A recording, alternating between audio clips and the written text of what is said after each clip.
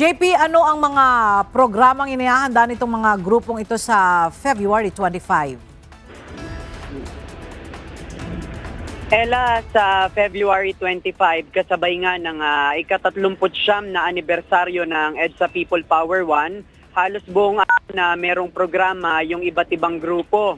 Isasagawa nila ang pagtitipon sa EDSA Shrine sa Ortigas mula alas 9 ng umaga at yung programa nila ay aabot ng hanggang bandang alas 6 ng hapon. Sa kasalukuyan, merong press conference dito na isinasagawa yung iba't ibang grupo sa Katipunan sa Quezon City. Ito ay mga grupo na kasama yung mga pari, grupo ng mga kabataan, grupo ng mga propesor at kasama rin yung grupong Bagong Alyansang Makabayan o Bayan. Laman nila ng kanilang magiging panawagan sa December 25 ay 3 punto.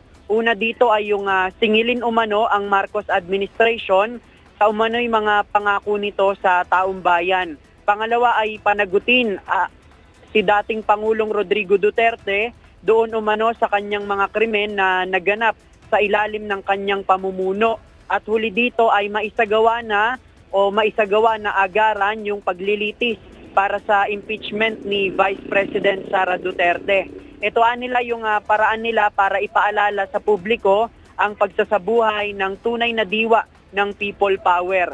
Sa ngayon, ongoing pa itong press conference at antabayan na natin yung iba pang mga detalye ng kanilang ikakasang mga programa. Aabangan din natin kung meron bang mensahe si Pangulong Marcos sa mga magsasagawa ng programa para sa paggunita ng EDSA People Power.